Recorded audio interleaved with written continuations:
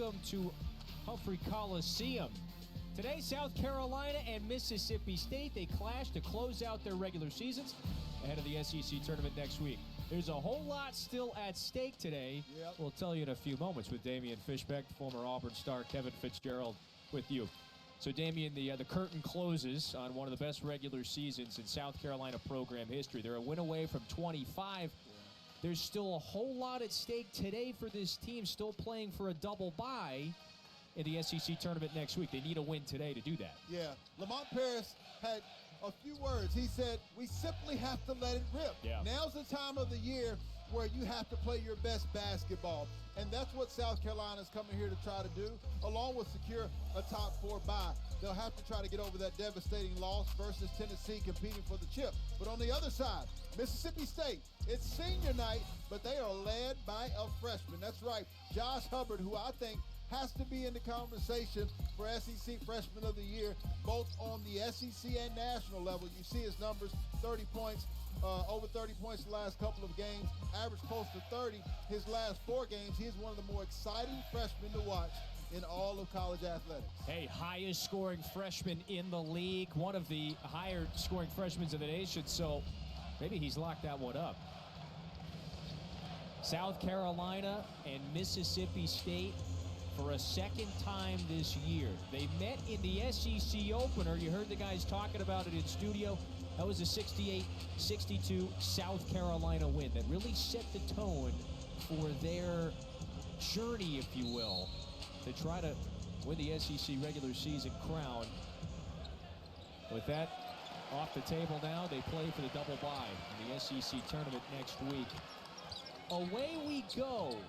Mississippi State in those gray uniforms today. South Carolina in the alternate road blacks. Great officiating crew. It's led by Pat Adams, Jason Baker, and Will Howard. Two teams that stress fierce defense and pressure, and it is in the DNA of both of these programs. Tolu Smith, one of the seniors playing his last game in this building, was contested right at the rim, and so South Carolina back the other way for its first possession. Nice job of Mississippi State trying to get the basketball at point-blank range, though, to Tolu Smith. I thought that they went away from him too much, so they need to continue to try to establish him on the inside. They've got plenty of weapons on the outside. Yeah, Tolu just 8 points in their loss on Wednesday. There's the freshman, Colin Murray-Boyle. So I think we've got two of the better freshmen in league play going at it today. Murray-Boyle's with the first bucket. Yeah, certainly both will be on the all-freshman team. There's Cam Matthews. Got his own miss, couple of pump fakes, puts it in. So strong, physical on the interior. Two very physical teams. Lamont Paris said he thought that his team actually didn't respond well early to the physicality of Tennessee. I expect much more today. There's B.J. Mack. He's one of those graduate transfers that have been critical to the success this year for South Carolina. He's been a starter all year, the leading scorer in Lamont Paris' starting 5 is Meechie Johnson. On the other side, it's Smith and Hubbard. They both go for about 16.5 points a game. This is Deshaun Davis, one of the fifth-year seniors, getting a start today. Great feed from the freshman to Matthews. He's really good, Kevin. Think about the difference in this team. Josh Hubbard wasn't in the starting lineup the first time they played. He was coming off of the bench. Stephen Clark was in the starting lineup for the Gamecocks, now replaced by Colin Murray-Boyle. Two solid defensive teams, both who I think should hear their names called on Selection Sunday. Yeah, undoubtedly tournament caliber team. South Carolina is pretty much a lock. Johnson straight on triple. That's good. A win today for Mississippi State would go a long way, wouldn't it? Going into next week with a 500 record in league play and 20 wins. South Carolina by 3 in the early minutes. The freshman poked that one away from Matthews. Good sleight of hand by Murray-Boyles. Yeah, believe it or not, when you have senior night, those emotions can go one of two ways. It either excites you, you play a little bit harder, a little bit better, or you put pressure on yourself. Davis, one of those seniors, misfires. Last touch by South Carolina, so it stays here with Mississippi State. So Chris Janz's team now has a new 20. He's the only Mississippi State head coach in program history to lead his team to the NCAA tournament in his first year. He's trying to make it back-to-back. Would be the first time in a decade and a half here at Mississippi State, which would be quite notable. So he knows the significance of getting into the dance. There's a foul on Johnson.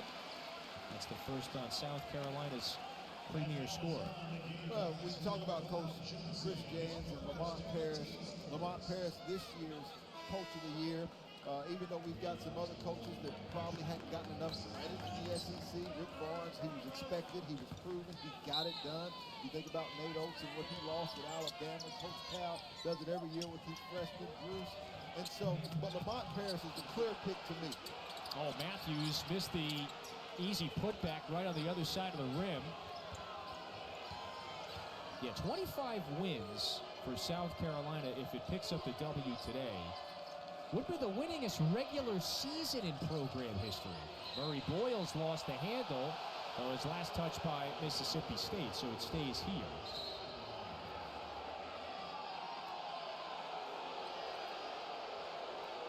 Yeah, look at the jump, the win improvement from Lamont Paris' first season to this year. So the 13-win improvement, by the way, and counting, is the third largest in college hoops this year. Yeah, he's done a fantastic job. And, you know, you look on a national scale, a lot of conversation about Danny Hurley, Kelvin Sampson, obviously doing a great job. Abdul Rahim over at South Florida, but Lamont Paris has to be in that national conversation of Coach of the Year as well. B.J. Mack for three. Way off that time. And D.J. Jeffries down with the rebound. Yeah, Mack struggled a little bit from that three-point line. He's at the top of the scouting report, and he makes South Carolina go. He takes a number of threes, maybe 4 or 5 a game, so he is a inside-out threat. Although another turnover is going to give it back to South Carolina, so that's 2 giveaways for the Bulldogs. You think about B.J. Mack, Kevin, he's a career 34 3-point shooter. And he's shooting about 31% right now, so not too far off. I think they've got to do a better job of establishing something inside off the penetration or the bounce to have better looks for B.J. Mack. Wild layup from Talon Cooper. The freshman picks it up. Got it. Count the basket, and he's going to the line. Well, when it comes to Colin Murray Boyles and the South Carolina Gamecocks, I say Colin Murray Boyles is a freshman, built like a fifth-year senior. You thought that they may be down, but you can see right now the Gamecocks are far from out. On Wednesday, they were part of that arduous struggle that turned into the gut-wrenching loss in the what proved to be a title race eliminator. With a win against the Vols a few days ago, they would have remained alive to try to share a piece of the SEC crown, but Tennessee and Dalton Connect, they proved to be a little too much inside Colonial Life Arena. 66-59 the final score. And we talked to Lamont Paris. He goes, we had to do a little, call it emotional damage control, if you will, after a game that was, meant so much to this program to stay alive in that race. How much does it mean to Meechie Johnson right there? That says it all. Very emotional post-game. This is a senior who came here a couple years ago, Damian. They're trying to turn the fortune of this program around, and he has been instrumental in doing that. Well, that's what you want to see from players. As a former player, when he mentions, man, last night hurt, I'm sorry we came up short, I'll take it. We got the best seniors in the country, and for them, we're still going. You think about the fact that South Carolina was a team that started out 14th, picked 14th preseason. Well, that allowed them to play with the chip on their shoulder, and they continue to maintain that. Regardless of the win streak, regardless of being ejected into the top 25, they maintain that chip on their shoulder, even as we speak, coming into a hostile environment today. And so a win today would give them just the program's 4th 25-win season ever. Great defense right at the rim, although Mississippi State will get a second look here. I don't think the shot clock reset, but then it never restarted. Sure. And so our officials are going to sort that out right now.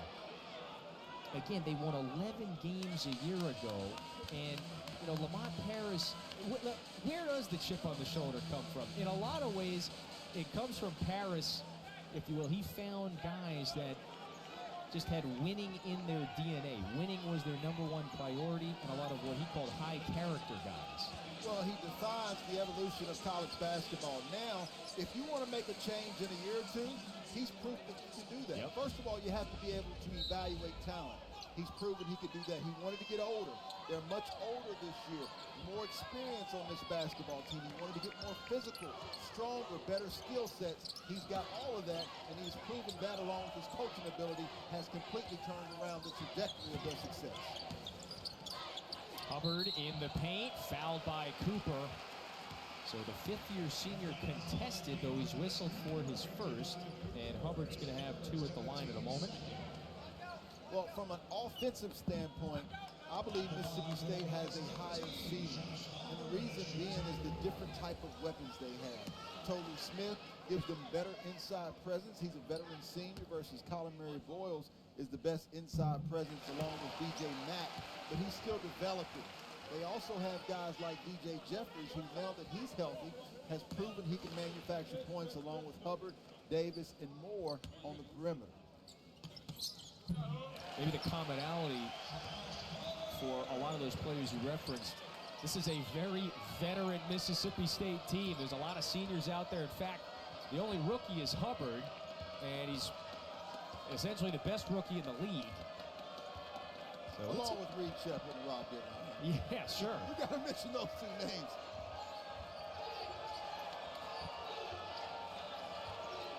Josh Gray just checked in for South Carolina. He's barging into Smith, and he scores it. My bad, big fella. Josh Gray said, Fishback, don't forget about me. I can give him some inside presence, too. That's a big man. 7 foot, 265 pounds.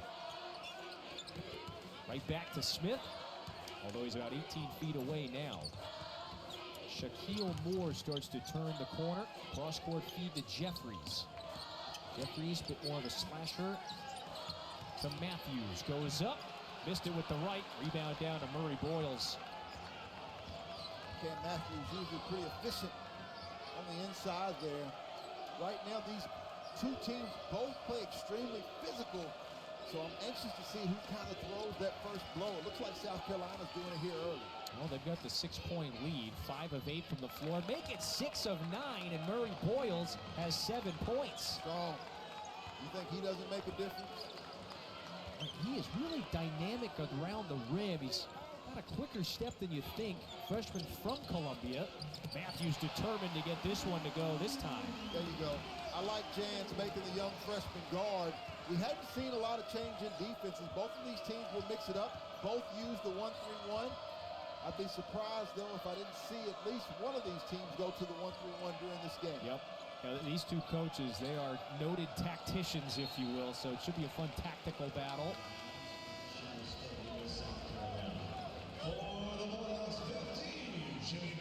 Mississippi State, you look at that record, they have very strong wins in league play against against Auburn, against Tennessee. Chris Jans, 40 wins now in 2 seasons. How about the job of Todd Golden as well? I think they could be the most dangerous team getting into March Madness in the league. Gray, offensive board, couldn't put it back. Matthews rips it away. Matthews, brilliant rebounder. Second behind Smith on the team. That's off to Hubbard. The freshman pulls it offline. And that's what you have to balance if you're Coach Jans. You got a guy like Hubbard who can really get his shot off whenever you want. You have to balance that when he's hot versus when he's not, and make sure you continue to keep the rest of the team involved. Miles Stute, that one went around, hit the backboard, and fell through. So Stute, the noted marksman, he gives the visitors a 9-point lead. Hubbard attacks with the right, and Hubbard is going to the free throw line. Right now, this is a South Carolina game, and you may ask why. Because when you get to half court, I think South Carolina runs better sets. They're more comfortable. They play outside in versus inside out. Some teams, and Jay Wright said this in their previous matchup, and I thought he was spot on. He said some teams establish the inside presence and then work their way out to the three-point shot. South Carolina does it different. They use guys like Miles Stute, Meechie Johnson, B.J. Mack to actually spread you out from the perimeter, which allows them then to get cuts on the interior and have some type of post-up presence.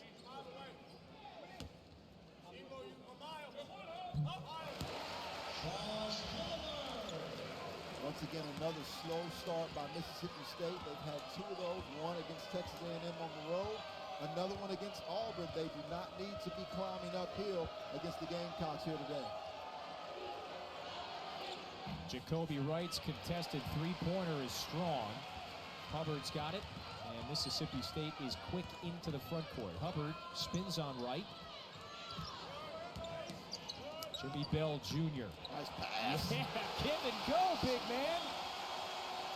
That gets this crowd involved a little bit. I was wondering when the hump was going to show up.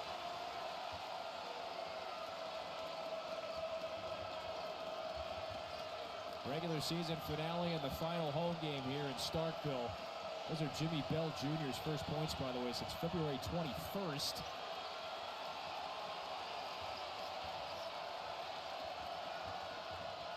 Good ball movement. Mack got tied up. And there's a foul, though. That's the first on the fifth-year senior. Jimmy Bell Jr., the transfer from West Virginia, a heavyweight. I see you, big fella. Go upstairs and get it.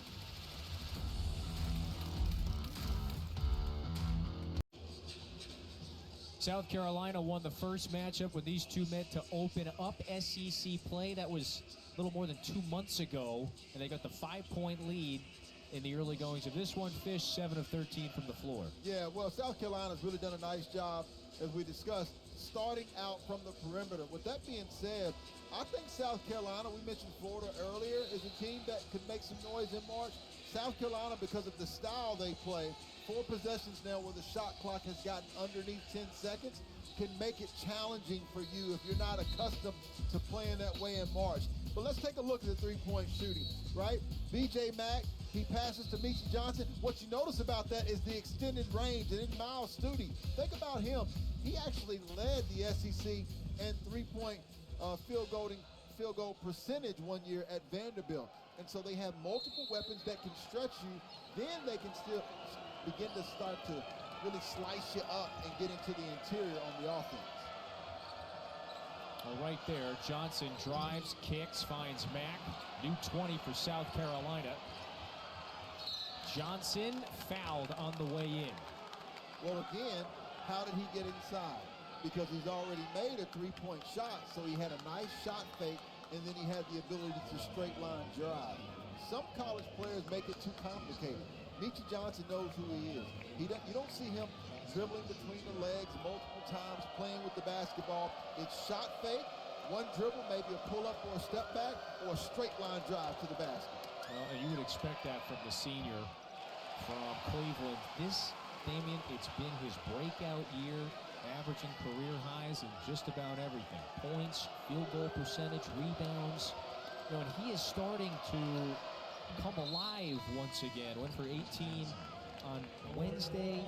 Last week, 25 against Florida in a critical win against the Gators. Yeah, when I went to practice, actually 2 years ago, and Gigi Jackson was all that anybody talked about. Now, Right. Gigi Jackson actually didn't do much that day. He was out. And Meechie Johnson was the guy I left talking about. The transfer from Ohio State, and you see Shaq Moore with that easy layup. I think Meechie Johnson is the key to their success in the dance. If he can go on 15, 20-point games, it makes everyone else on the Gamecocks team a lot better. Zachary Davis right back to Mack. He goes up and the foul. He got the basket to go, and so B.J. Mack, who's involved in a bit of a heavyweight battle there with Tolu Smith a few minutes ago, wins the first round. What do you notice here, Kevin? The ball changes sides of the floor, and you underestimate the importance of ball reversals until you go up against upper echelon teams defensively. These are two quality teams that can lock you down. So it's very important if you can reverse sides of the floor. It then makes the defense vulnerable because they have to close out. Then it allows you the advantage to get by and find gaps. Well, it sounds like what you're outlining here is South Carolina You know, maybe not too much ego. They just play a disciplined brand of basketball that has led to a lot of success. Well, what would concern me, and you saw a bench warning against Mississippi State, Coach Jans, really probably trying to say that this game's a little too physical right now. You got two physical teams, and it's preparing them for the NCAA tournament where you got to adjust to the way the officials are calling. Yeah, you would think one thing he took exception to. Mack on that drive in, he pushed off with the left hand. Hubbard's leaner falls through. And coaches really get upset when they don't get those calls at home. Yeah. As they should. Davis got blocked. Good contest that time. And so Mississippi State on the move. It's Johnson now shadowing Hubbard. It's through the screen, and so, yeah, that's a moving screen on... Oh, I'm sorry, that's on Meechie Johnson. Yeah. So that's his second. That is the second on Johnson as he was trying to bust through the screen. Yeah, I thought, you know, anytime, and I thought Will Howard was right there on this call. Good officiating crew. Will Howard, of course, Pat Adams been doing it forever, and Jason Baker. And it looks like now, Will Howard there on the call again, the officials are starting to tighten up those calls. So as a player, when that happens, you want to continue to be forceful in attacking the rim. Well, Meechie with a little chip there coming out of the backfield. He was like a running back there, looking to slow down the defender. So he will take a seat with 10 gone in the first half. That latest foul was on Murray Boyles, and so 5 team fouls on the Gamecocks, and we've got another whistle.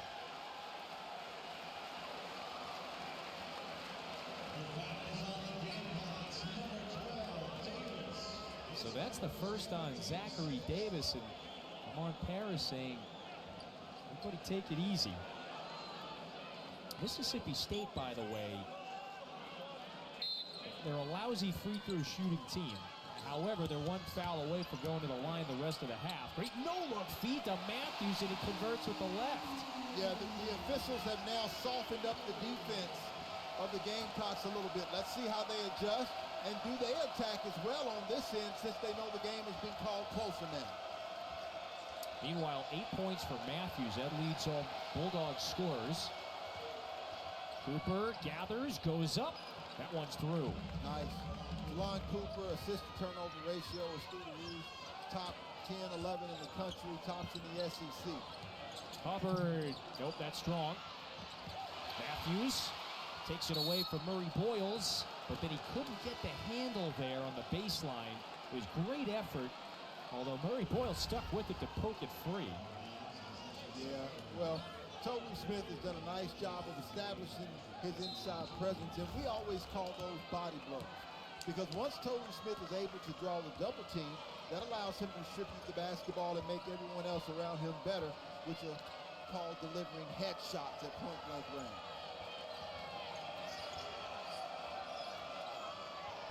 Cooper to Davis, back to the engine.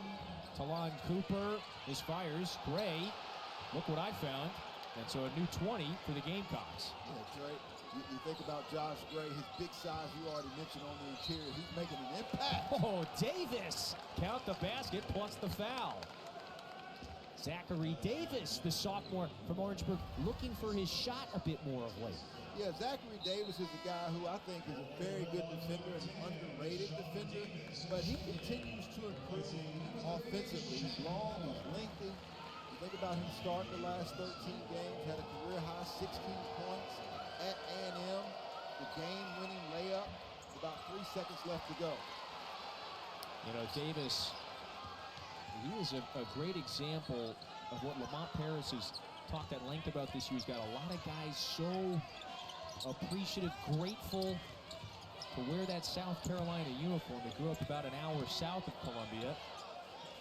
His team has a 7-point lead, 8:30 to go in the first. Davis swarmed. Need someone to bail him out. It's Matthews from distance. And tried to bank it in. That one's out of bounds. South Carolina takes over. This is all South Carolina basketball. No fast break opportunities, not a lot of turnovers, so that doesn't allow Mississippi State to use their athletes and get out in the transition. This is the game that Coach Lamont Paris in South Carolina wants. Half court, figure out a way to get it inside, outside screens, cuts to the basket.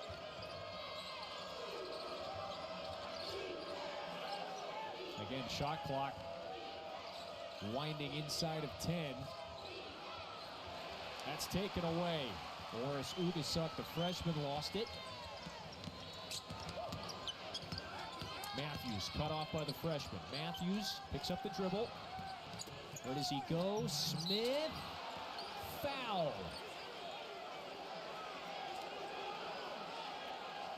That's on Josh Gray, his second, and so free throws for Tolu Smith when we come back. More body blows underneath in a physical, tight game.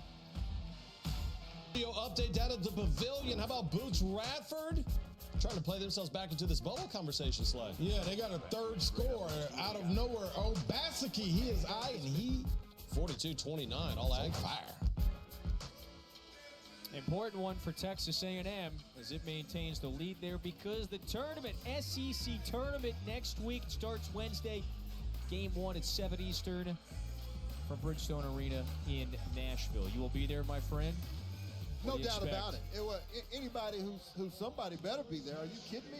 I think it's going to be the most elite tournament in all of college basketball. Why? You have elite teams like the top 3 or 4, Tennessee, Alabama, Kentucky, Auburn, Florida, teams that can win the entire thing. And I'm not talking about just the SEC tournament. South Carolina right here. You also got plenty of bubble teams trying to play their way in. They mentioned Texas A&M. A win on the road. Come on now. 9-9. All those quad one wins from the Aggies. Time to move them, Joe. Time to move them. Put a little pressure. Pressure on our main man. Meanwhile, so Tolu Smith hit 2 at the line just a moment ago. There was a basket interference, so they waved off the Smith make. And the N1 opportunity went to 2 at the line. Oh, there's a steal from Jeffries. So good at this. The veteran really lost the handle. Man, South Carolina's so good at getting back into defensive transition and making you play against their set 5. Wow, Jeffries cuts right to the rim and scores. That's the first basket for the Olive Branch, Mississippi native. 3-point game. Mississippi State has never led. South Carolina has been ahead for much of the half. Miles Stute, pocket pass to Gray, knocked away. They're on the move once again. Another example of some solid transition defense and a turnover. Or is it? So Jason Baker and Pat Adams get together. They confirm that, yes, it is South Carolina basketball.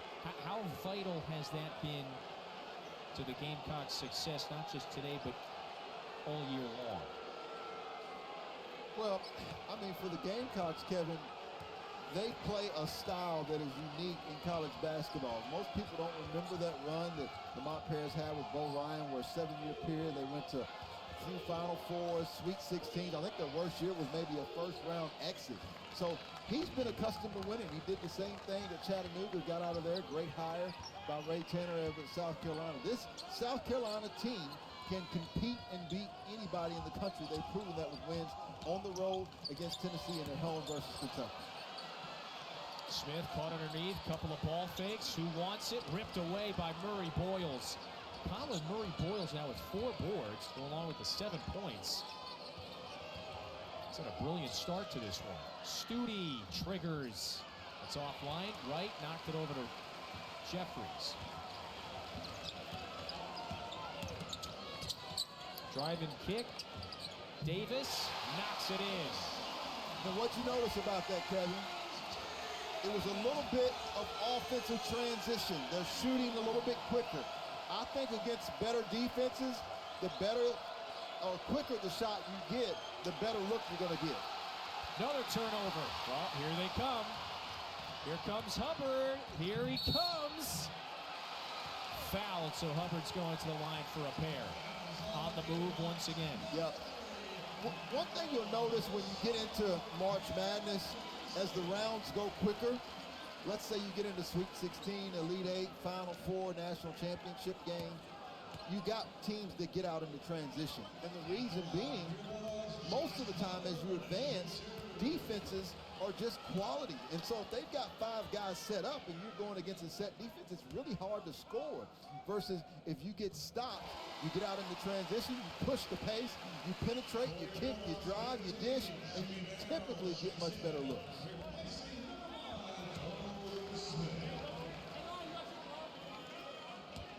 Mississippi State was down by 9 earlier. Now they've just knotted it up. Two of the better defensive teams in the SEC and all across the country. This has been a high-level game for sure. These are two experienced veteran squads that are both looking to make some noise as March continues to unfold. Hubbard taken away, rises, and denied. Murray Boyles spikes it. Get that out of here, Rook. My last fish fact for last game was that perception was not reality. Well, here's a prime example. His perception was he's going to go in there against Colin Murray Boyles. And he says, hold on, little fella. You can't come in here like that against me. Oh, Murray Boyles. You know, in SEC, remember, he missed the first month of the season, starts to get his feet wet in December, and then in SEC play, he's averaged 11.5 points a game, almost a block and a half a game. So Murray Boyles, best bring it when you take it against number 30 inside. Jeffries, the jab step, frees him. Rebound down to Murray Boyles again. Like that look, though. I like Jeffries being aggressive. Now it's B.J. Mack. Collects, goes up, scores it, and the foul. There you go, B.J. Mack. Now, you notice that time he wasn't shot faking. He was aggressive. Straight to the rim because he has the foot speed against Jimmy Bell Jr. In their first matchup, they did a nice job of putting Jimmy Bell Jr. in a lot of ball screens and using their foot speed to get by him. Coach Jans doesn't like that. He doesn't like the foul that was called, but the officials are now calling it tighter. Give credit to Mack for putting the onus on the officials to blow the whistle. Stays here. South Carolina will keep it with 4:19 to go in the first half. Well, that just speaks to B.J. Mack's versatility, his dexterity, very dynamic player, can stretch it from beyond the arc, but he's also got the physicality to take it inside. He's got 9 points, 4 of 6 shooting from the floor. Mississippi State now getting a little bit more aggressive in terms of getting 2 guys on the ball. Bounce pass to right, he's open, left it short, follows the miss, underneath, blocked from behind. So it stays here with 16 on the shot clock, and South Carolina to inbound underneath the hoop when we return. With a 2-point lead on the road in Starkville, an important regular season finale for Lamont Paris' team. Winter sports, more than sports. Question, man. Isn't Ron Slade getting so much better with those questions? He's phenomenal. You see how I buy time to think about what I want to say to answer the question. So let's answer the question. The savviness. I think for South Carolina, the over-the-hump guys has to be Talon Cooper. When he scores, they are so much more successful. I believe they have to get him going, whether that's on the block, if he gets matched up against a guy like Hubbard to play the game inside out, or him shooting 3-point shots on the other side. The over-the-hump guy has been DJ Jeffries. Since he's came back from the injury, only 2 points tonight, but he defends well. He shoots the basketball extremely well. He's a guy that's proven, whether it's experience, whether it's his athleticism, he's a guy that has to play well for Mississippi State to continue to play well. Well, this would be a signature win, if you will, another top 25 win for Mississippi State to close out the regular season. It would go a long way before the SEC tournament begins next week. 4 to shoot. Mack launches. That one bounces out. Tipped up. Bell trying to track it down. It's a new 20 for South Carolina. 50-50 balls. Win or lose you games in March. It's that time of the year. You have to go get it if you're the Bulldogs. Mack with 5 to shoot. Extra pass. Cooper improvising. Gets into the paint. 1 second. Mack going to the line for 2.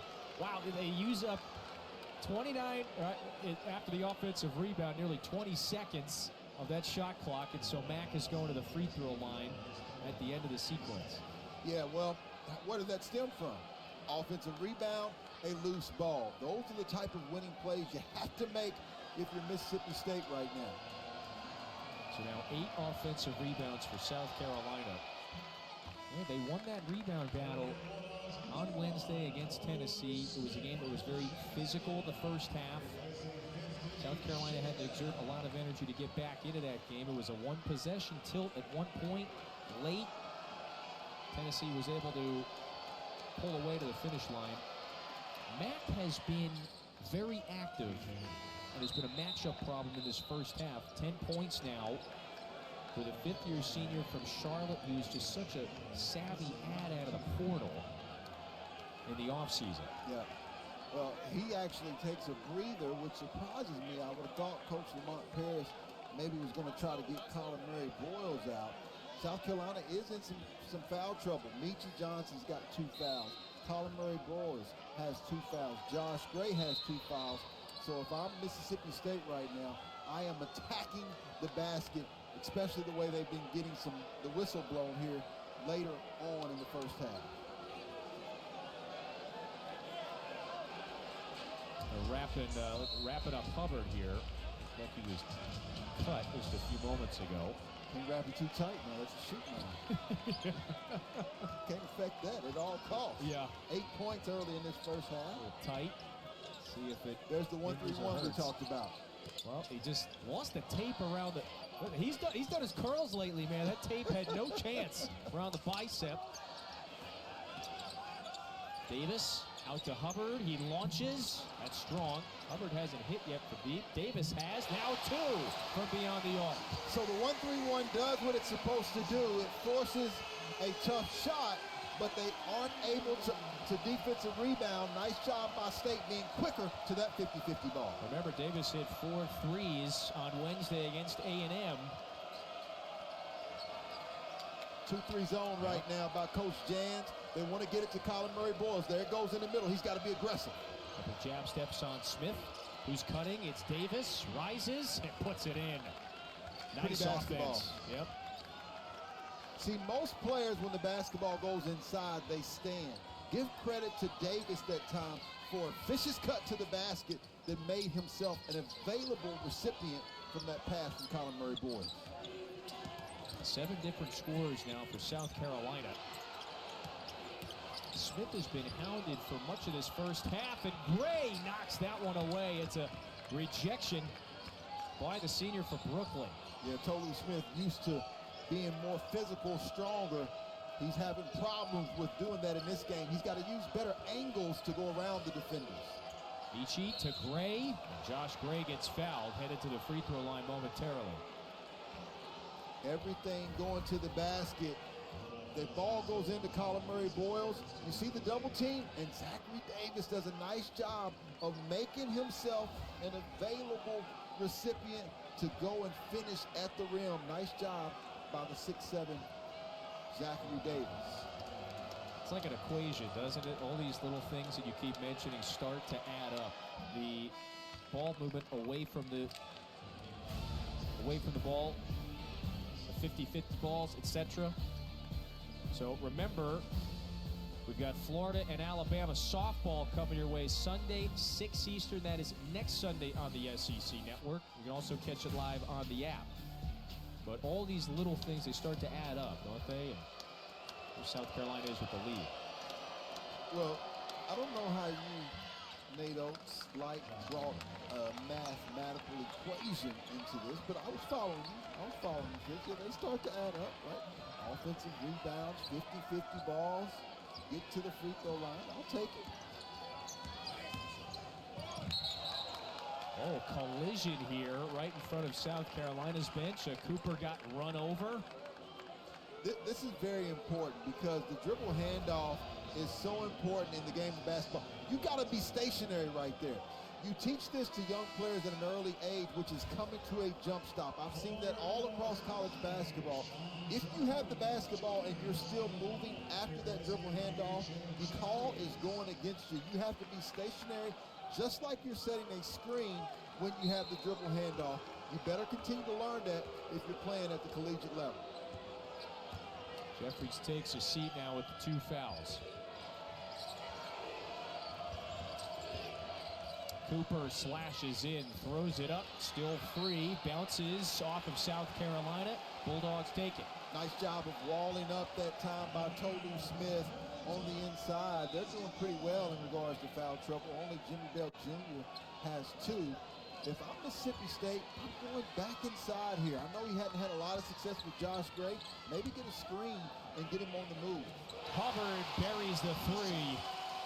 Well, they might have called it a long 2. They're going to check it at the next whistle, but with a minute to go, right now, it's a 3-point game. So much easier to get guards. That's why teams that have good guards, Jamal Shead, obviously we talked about Braden Smith at Purdue in this league. Guards that play well make it easier for you. Nicely done that time by Stute, so a 6-point advantage for the visitors. Now Stute has a brace on that left knee. He's such a valuable piece, though. Davis responds.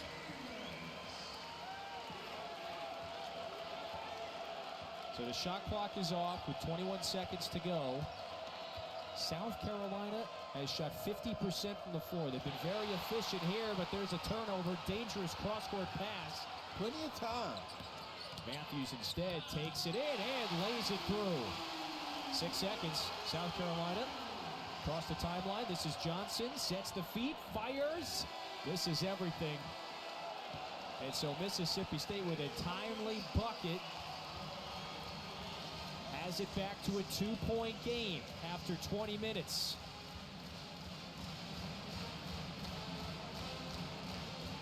After 20 minutes, we'll take a break. Let's go to the studio now. Here's Peter Burns. Stark Vegas. Welcome back. Oh, fabulous. Okay. Inside Humphrey Coliseum, where the 17th ranked Gamecocks have a 1-point lead, led by as many as 9 in that first half, up by 1 over Mississippi State with Damian Fishback, Kevin Fitzgerald with you. Ultra competitive first half, as we expected for both of these teams that are still playing with quite a bit at stake here in the regular season finale. Senior night here, we had the senior on the visiting side, B.J. Mack, get off to a strong start. Yeah, there was a question whether South Carolina would be able to recover from that hangover of the loss of the SEC championship, but B.J. Mack has really stepped to the forefront for this basketball team. Double figures in the first half with 11 points, and on the other side, although it is senior night, it is as we expected. One of the best freshmen in the country has certainly showed up to play. Just so athletic. His elevation on his jump shot allows him to get it off whenever he wants to. He was simply sensational. 11 points on the other side. Wasn't extremely efficient, 2 of 7, but I think he continues to keep going in that second half. It'll have to be the balance between Tolu on the inside and him on the outside. Smith took 4 shots in that first half, didn't make any of them, only hit a couple of free throws. From the scoring side of things, was a bit quiet, did have a couple of rebounds, and so this intense tilt continues. South Carolina, after the Alabama win earlier, can finish as high as 3rd and can finish as low as 5th, depending on how it finishes this game and how some others go final later today. So still a lot at stake in terms of SEC tournament seeding next week in Nashville. Nice triple team that time by Mississippi State. Let's see if they can get it going offensively. All right, so here is Tolu Smith. He's able to work around Murray Boyles, who's whistled for his 3rd foul. The freshman just picked up his 3rd. Here's how things sit right now with basically a half a day left in the regular season. South Carolina, again, if it wins, it could finish as high as the 3rd seed, no lower than the 5th. Hubbard, shadowed by Cooper. Davis lost the handle. Murray Boyles poked it away. That's South Carolina ball. Yeah, it looked like he poked it off of Davis's leg, and I'm not sure it hit anybody else. And so, yeah, that's South Carolina basketball. Let's keep an eye on the matchup between Talon Cooper at that point guard position. He is 6'4". On the other side, the freshman Josh Hubbard, only 5'10". Let's see if that size begins to start to wear Hubbard out a little bit.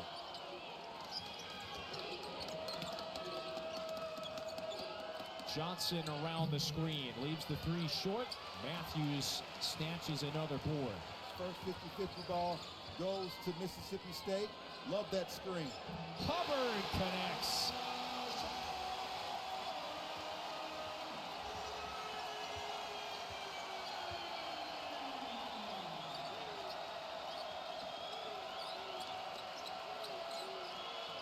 Johnson trying to respond, and he buries the triple. So Mississippi State's first lead of the day lasts about 10 seconds. Meechie Johnson is a guy who can certainly go off at any time. One of the probably the more underrated players in all of college basketball. Oh, they tried the lob here. Davis's pass was well short anyway. Well defended by South Carolina. Cooper high off the glass. Davis is fouled on a putback attempt. Nice job of South Carolina getting out. Look on this job. This is what Chris James does a nice job of. You see the screen right there on the handoff? Now, Cam Matthews, he simply stayed in his position, and Talon Cooper wasn't able to get there in time. That actually needed to be B.J. Mack's help on the play. You have to treat a dribble handoff just like a typical screen. Matthews with the savvy play. And, you have talked extensively this year about Hubbard's athleticism and how he can get it off really anywhere, however closely guarded he is. This time, he was wide open to bury it. You're talking about a guy who has the high school record for the most points in high school. Started playing high school in the 8th grade, but I don't care if you're starting in 5th grade, 4,300 points is always going to be something that deserves to be commemorated. Remember, he was commit to Ole Miss, this top 100 recruit. Kermit Davis gets fired, opens up the recruitment. Chris Jans enters the chat. And what a valuable freshman he has been for his team's success this year. After the Davis free throws, here are the Bulldogs, this end of the floor. Hubbard cut off by Meechie Johnson. Excellent defense that time by Johnson. So now Davis drives and kicks. Jeffries spins the leaner, left the floater short. Davis pulls it away from Mississippi State. Solid defense that time by the Gamecocks. Now they can take their time, run their offense, pick, pop, slash to the rim, and look for an outside shot. Johnson finishes at the rim. And now that they've started from the outside, it opens up their driving lanes. You'll notice that Mississippi State start to hug that three-point line a little bit more when they're facing South Carolina. And so Meechie Johnson now, Damian, has hit his first 2 shots after half. South Carolina back ahead by 4 in a very consequential season finale, a regular season finale for both teams. Hubbard with that scoop, missed it. Rebound to Matthews, uses the body and goes up strong for 2. Yeah, nice job. Cam Matthews plays so much bigger than he is. Plays like a 6'10" power forward.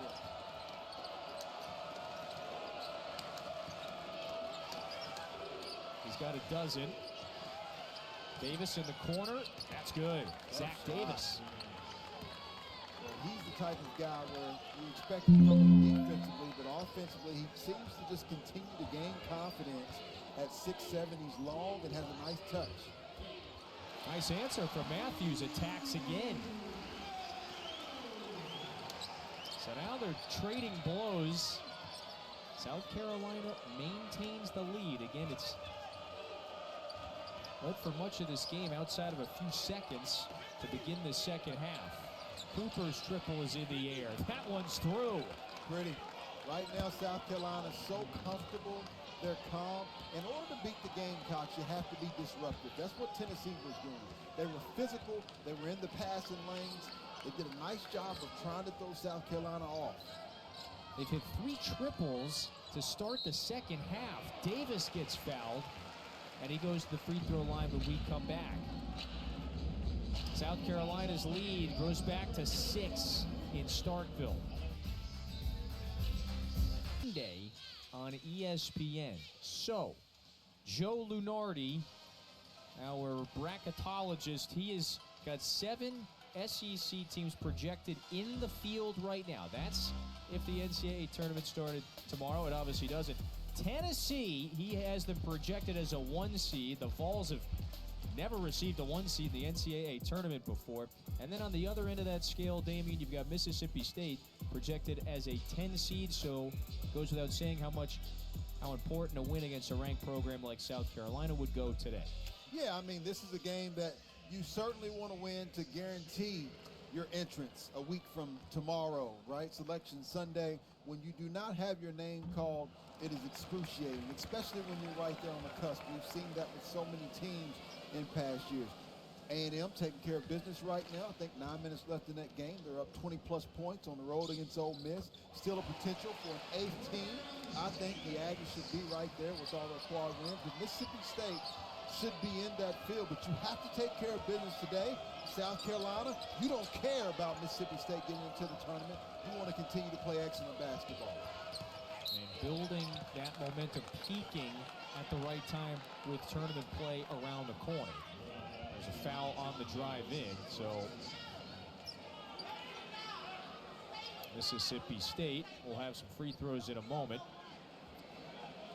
And you would think for a Bulldogs team that already has some prominent wins against Tennessee, against Auburn, adding one more win against a talented, ranked South Carolina program, again, that goes a long way. It's not just adding one more win before tournament play next week, adding what we would call a quadrant 1 win. So that just means against a very difficult opponent in South Carolina. Yeah, well, the net rankings are that are 1 to 30. If you beat a team that's ranked in the net ranking between 1 and 30, that is a quad 1 win because they were between 1 and 30 on your home floor. On a neutral site, between 1 to 50 is a quad 1 win, and on the road, 1 to 75 is a quad 1 win. You see where Mississippi State has 3 of those already. Davis got it, and the foul to Sean Davis on his senior night into double figures. Once again, you notice a nice job of attacking the basket, using their foot speed. Josh Gray is a big body for South Carolina, 7 feet, 265 pounds. I think that Mississippi State has the foot speed with him on the floor versus when you've got guys like B.J. Mack and Colin Murray-Boyles on the interior. Yeah, it's a good call. Murray-Boyles, remember, he picked up his 3rd foul earlier this half. This is a big rebound, by the way, for Ibrahima, Dibba, the 6th-year senior, 2nd year at the program, tore his Achilles last year, was lost for the entirety of the season. Johnson, Matthews comes soaring in out of nowhere to erase that one. Big-time block, and as you were saying, Ibrahima Dibba was a transfer from Coastal Carolina, and he is on the floor with a ton of athletes, which is what you're going to see year in and year out in the SEC. More pros than any other conference over the last few years. They increased the bids. The question will be, will they have the postseason success that everyone continues to expect in an elite conference like the SEC? Only 5 seconds to shoot here. Johnson has to fire, left the 3 short. I think you got to push here. And this is Moore, eyes up. And Moore backs it out, finds Smith. He's got the mismatch here. Tolu Smith, just overpowers Dibba. Too strong. So if I'm Mississippi State, I'm trying to set screens to get Tolu Smith matched up with anybody outside of Josh Gray right now. Again, you mentioned it before, no Mack, no Murray-Boyles out there for the Gamecocks. And it stays here with 18 to shoot. Josh Gray also has 3 fouls, and so as much as you love Hubbard with the basketball, you want to try to continue going to the interior. For South Carolina, to me, this is Meechie Johnson time. You got to get him the basketball and let him go to work. He's got it. At the right wing, Matthews tried to poke it away. Wright, jump stop, puts it up, tapped out by Gray. Matthews comes away with another rebound. So that's 8 boards for Cam Matthews, plus the 14 points. South Carolina so good at getting back in defensive transition. Bounce pass to Smith, knocked out, and it stays here. When you face really good defensive teams like a South Carolina, Mississippi State, we talk about getting out offensively in transition, but that's your primary break. I think you have to be excellent in your secondary break. Once you try to penetrate on the first side of the floor, the first pass, what's your next option? Is it a back screen, a down screen? That's what you have to be elite at against those teams. Mack out on the floor again.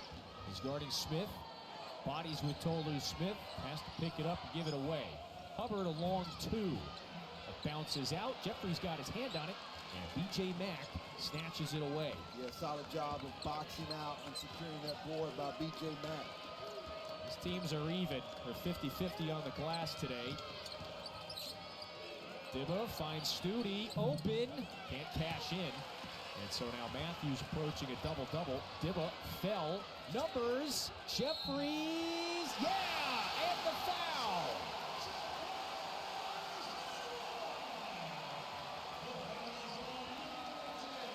You know, that's what we mean when we talk about playing faster, right? For Mississippi State, they've got 51 points with 13 minutes left to go. And the reason is, after this miss, boom, there's a push. So you see Cam Matthews, he's not waiting on anybody. He's initiating the break. You had DJ Jeffries running the floor before that stifling defense of South Carolina had a chance to set up. The better the defensive team, the quicker your offense has to be without turning it over. You know, and that just speaks to how versatile a guy like Matthews is. Your leading rebounder, who's got 9 boards today, starts the break. And leads to a 3-point play. So Mississippi State has once again knotted things up. 52 apiece. And the drama builds in the regular season finale.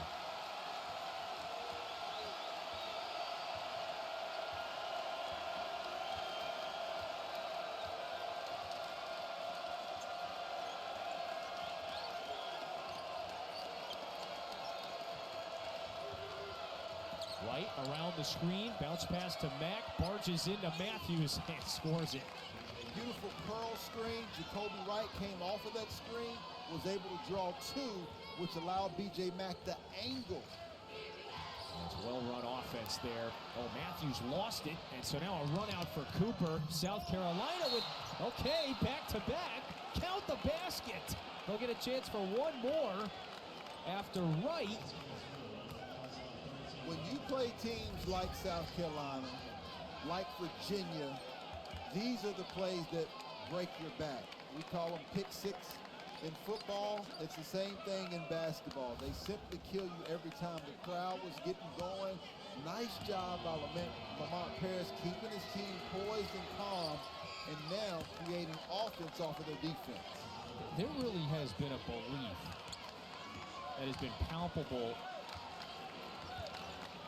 for this team this year that they are going to walk into any building and they can handle themselves. They can win anywhere. That's why they were contended for an SEC title for so long. Tolu Smith got bumped before the shot, so no basket, says Pat Adams. And so that's the 5th team foul on South Carolina.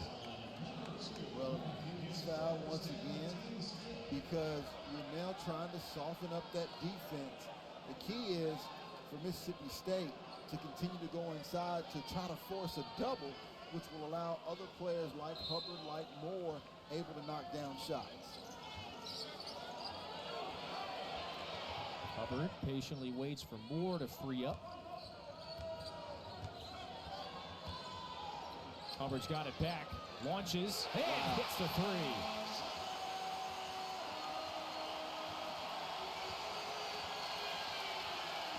Josh Hubbard with 17, a game high.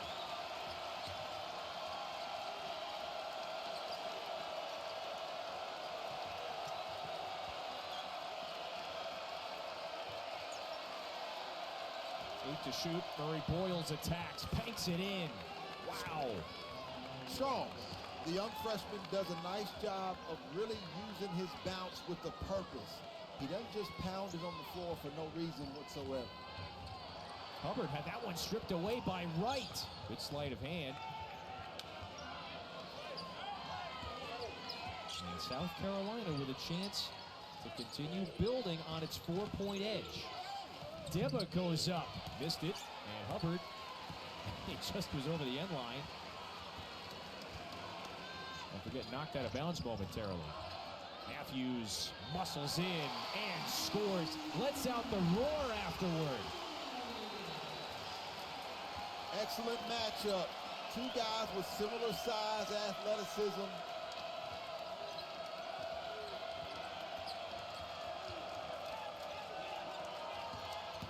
Cooper trying to beat Jones Jr. off the bounce, and this time he does. Right now, the Gamecocks are putting on a clinic of how to get the defenders of Mississippi State in the air.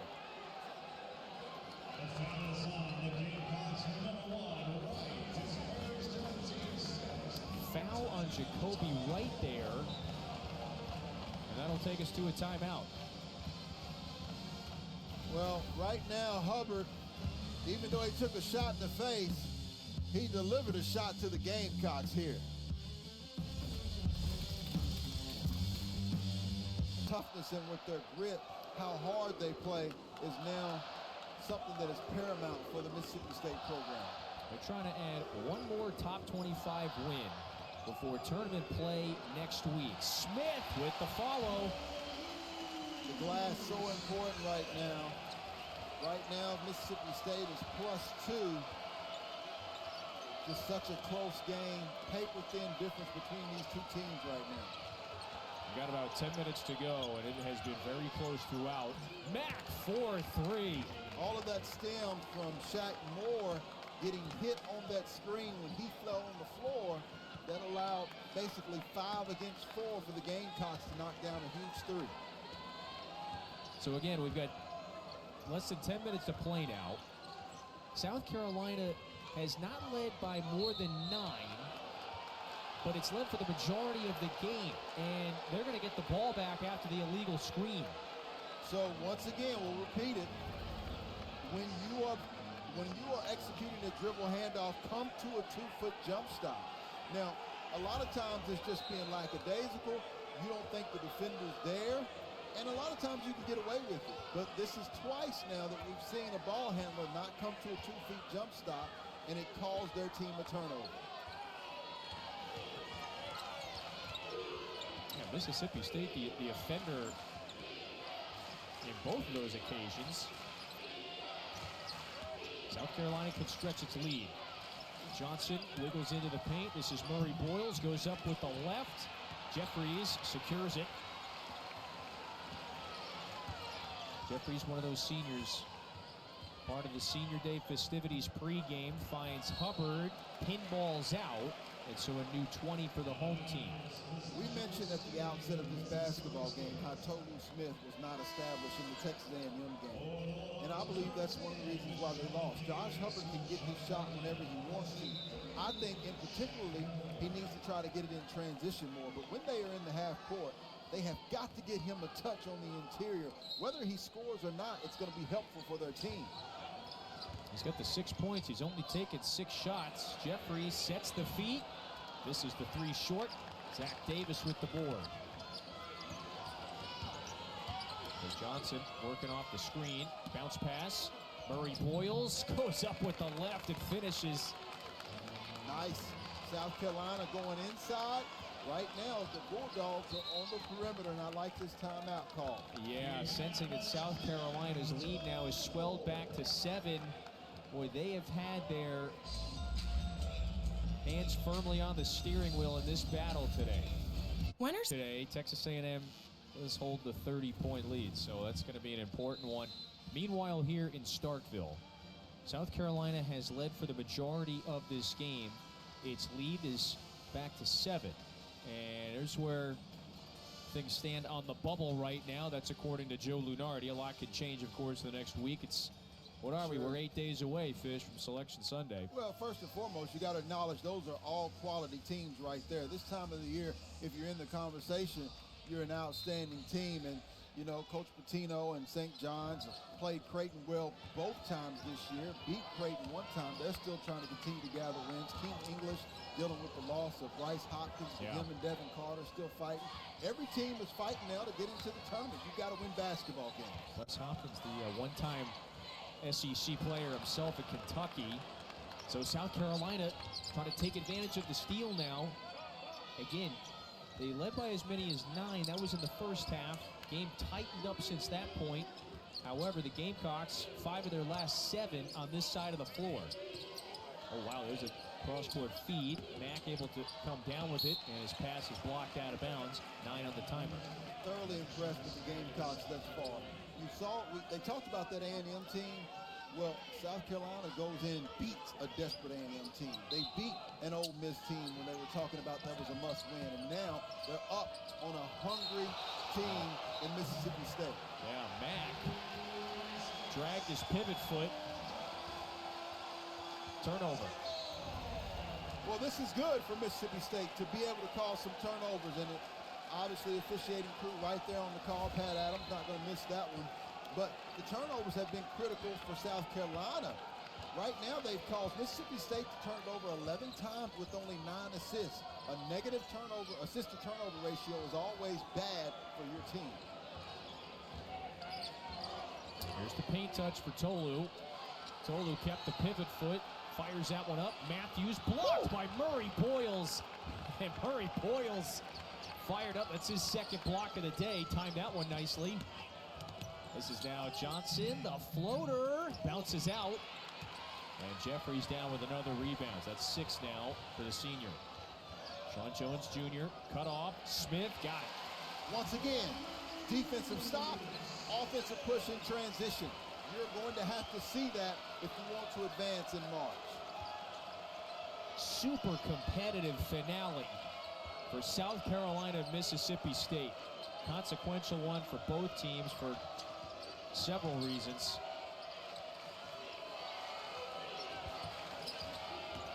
There's Cooper, a point guard, finds Johnson, launches.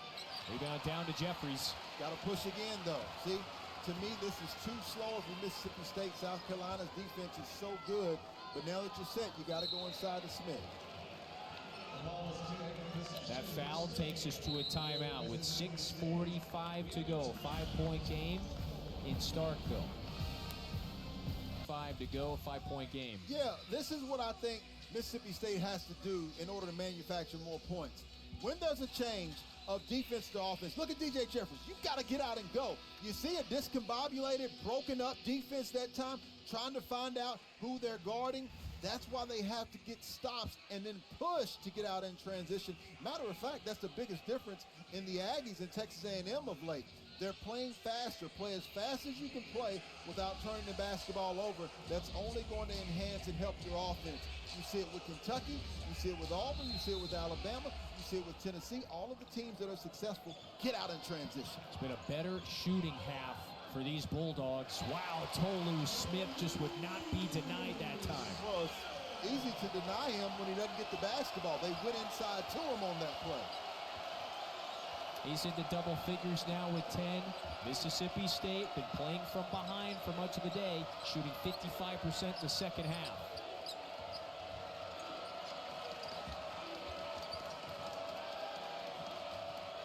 Matthews guarding Murray Boyles. Look at the help being shown, though, by Tolu Smith. Dangerous pass. Look who's wide open. Stute can't connect. Mississippi State trying to run. Nothing there for Matthews. He does get it down to Smith. Smith takes it in himself, throws it up, draws the foul on Gray. Cam Matthews is, boy, he's so active. I look at guys that have high motors across the SEC. You think about Solomon Washington, Cam Matthews here, they just never stop. They're like Energizer bunnies. Dylan Caldwell over at Auburn. Guys that just go hard the entire time. Meshack in Tennessee. Those guys win you basketball games. I don't think there's any greater praise. Big free throw there for Smith, by the way, than what Chris Jans said about Matthews. Look at that, another double-double. This was a few weeks ago.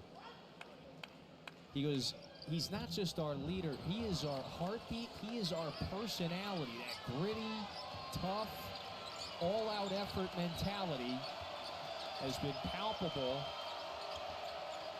throughout this team this year. They're back within 2, coming up on the 5-minute mark. Stute denied that time, and now here they come. Jeffries with his head up. Jeffries into the paint, finds Matthews. There you go. So you lost nothing by that advance that time. Hubbard, no. That's just a tough shot. He can make those shots, but they can get a better look. The Bulldogs, Damian, remember they've only led for 15 seconds. They went up one time, that's it. South Carolina immediately responded. Here's Murray Boyles once again on the interior. Yeah, much better look than Mississippi State got that time. Good poise being displayed. Young freshman Colin Murray Boyles certainly will be on the all-freshman team. He's got 13 points, 6 boards, 6 assists as well. Make it 7 rebounds now. Plus a couple of blocks. South Carolina plays so measured and in control. Wrights 3, offline. Tapped out, that should stay here. A couple players go tumbling. And it was last touch by Jeffries. He and Stute are getting up now. For South Carolina right now, there's no pressure. They know that they're securely into the the NCAA tournament. But you see the battle that time by DJ Jeffries. You mentioned it being senior night. As it gets closer to the end of the game, when you're behind on senior night, I've been there before with LSU, guys like Stromile Swift, Ron Dupree. It gets tough on you. We ended up losing that game. They broke a 30-game home winning streak. And so right now, Mississippi State, you've got to make the push now. And the Gamecocks, you want to keep the pressure on. With 4:20 to go. Davis, Murray Boyles. Boy, just the interior passing there. Back up by 6. Yeah, the difference is 67 possessions per game is what South Carolina's accustomed to. Mississippi State, more like 71. They've got to get the tempo going fast. Davis wants it, puts it in. That's a big 3. There you go. But you see South Carolina walking it up, taking their time.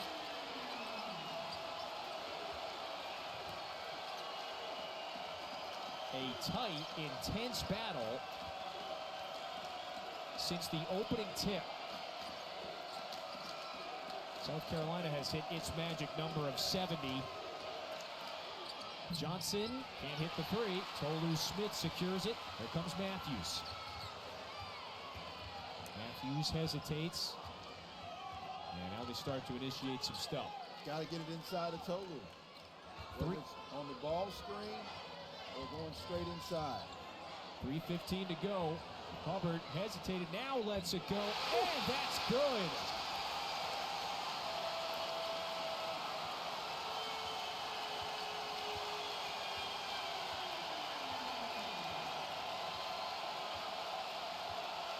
Not only is that a school record 3 now for Hubbard, but it's got things more importantly tied up.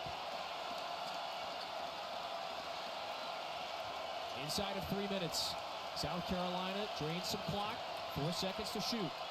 Right, bounce pass, Cooper lets it go. Can't answer. Here we go. Mississippi State a chance to take the lead with 2.5 to play. Yeah, Lamont Paris wanted to push in the back there. No call if you're Mississippi State here. That's where you want to go, where your bread is buttered. Tolu Smith going the wrong way, though. You want to go inside. Smith now starting to barge in to Moore. No.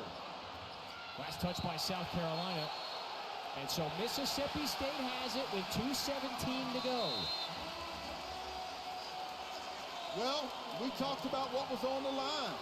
Mississippi State knows day, tomorrow, week from tomorrow, they want to dance. Well, Mississippi State, here's your chance. Our friend Matt Dunaway letting us know that the Man who kind of led them to the 96 Final Four, normally in the building. His record falls today. But more importantly, it has this one knotted up. 70 apiece with 2:10 to go. Bulldogs have it in a game in which they've trailed for the majority of this one. Not by much, though. Pass inside. Boy, fortuitous bounce. Smith has it. Goes into traffic. Jump ball. Possession arrow. Keeps it here with Mississippi State. And they'll get a fresh 20. Which actually was more of a break for South Carolina. Just did not like that offensive trip. Davis pounded the basketball the entire shot clock. More importantly here, you don't want to take a bad shot to allow South Carolina an easy shot at the other end. So you want to get something at the basket and also make sure for Mississippi State you either secure the offensive rebound or get back in transition. Hey, my mistake. There's only shot clock doesn't reset. There was 2 on it, and so they had to go at the lob. Leads to a turnover. And this is where South Carolina and Coach Lamont Paris is really good in executing. Oh, what a brilliant battle this has been in the finale. A win for South Carolina. It still has a chance for a double bye next week in Nashville. Mississippi State looking for just a significant one. 4 to shoot. Oh! Davis! The baseline drive and the foul. Young fella! Zachary Davis. Man, did he just explode on that baseline. There was absolutely no weak side help. The young freshman was hugging his player on the other side, Josh Hubbard. That was his help. Too little, too late, and now Davis has a chance to make this a 3-point lead with under 1:30 to go. With a little chin up on the rim action after that one. 3-point play.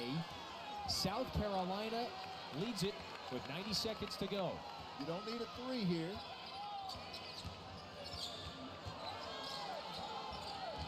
Davis to Matthews. He attacks, drive and kick. Jeffries got it. But he'll take it.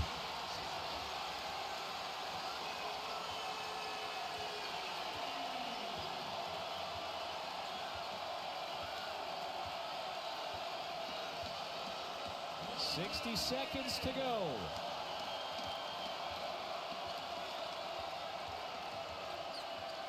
Cooper, right hand dribble, picks it up, hands off to Johnson. Into the paint, draws the foul. It's before the shot. It's just the 6th team foul. Pardon me, they called a jump ball there. So possession arrow just got switched back to South Carolina.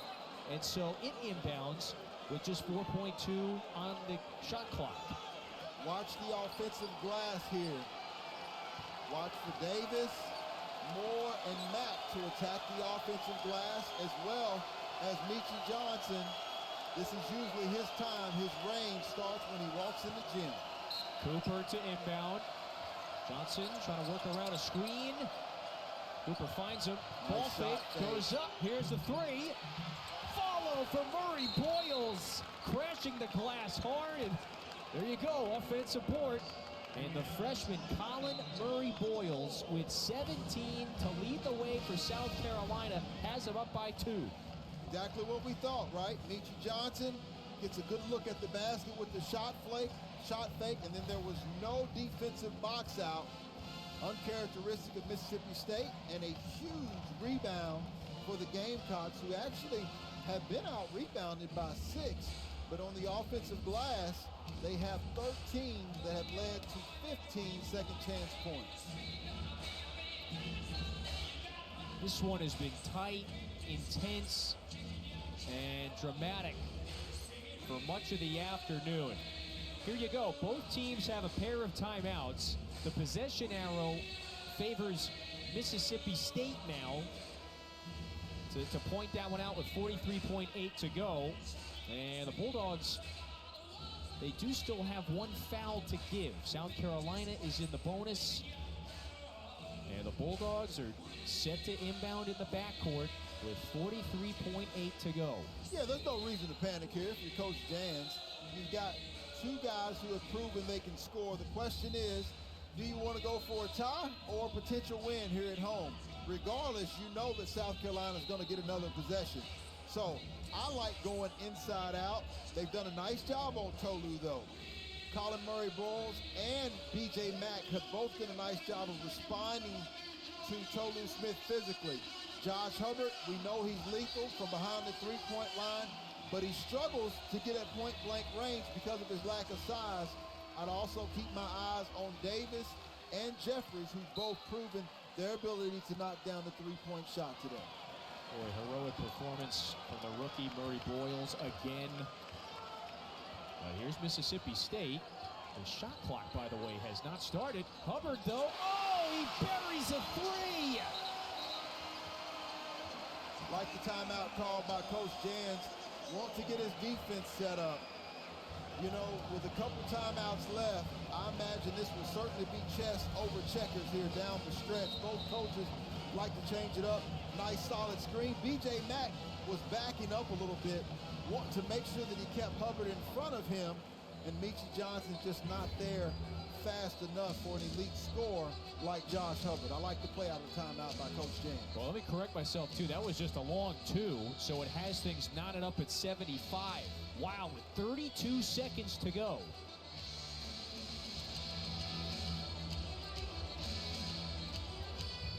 And again, if you're Mississippi State, you do have one foul to give. Yep. But for Mississippi State, you're not concerned about the foul as much as you are about making sure that you secure a stop and a defensive rebound. We just saw South Carolina go to the offensive glass. With the clock where it is, only 2 seconds differentiation between the shot clock and the game clock, which I'm guessing is what Pat Adams went to check earlier. That is the biggest key and the biggest difference. For me, Colin Murray-Boyles has been successful, but Lamont Paris and the way he runs his offense, they are collective as one unit. So I know the ball is going to be in Talon Cooper's hands, and he's going to make the right decision. I think the Gamecocks get a good look. The question is whether they make it or not. Yeah, and he'll create. To your point, there's 4 different Gamecocks that are at double figures tonight.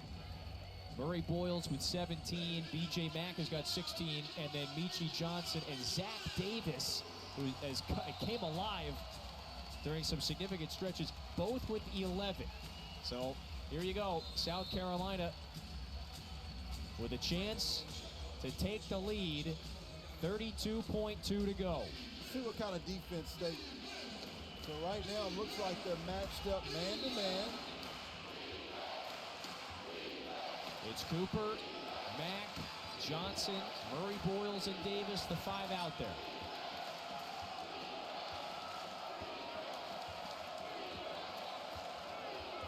Watch for Mack and Meechie Johnson with the ball screen and a potential pick and pop.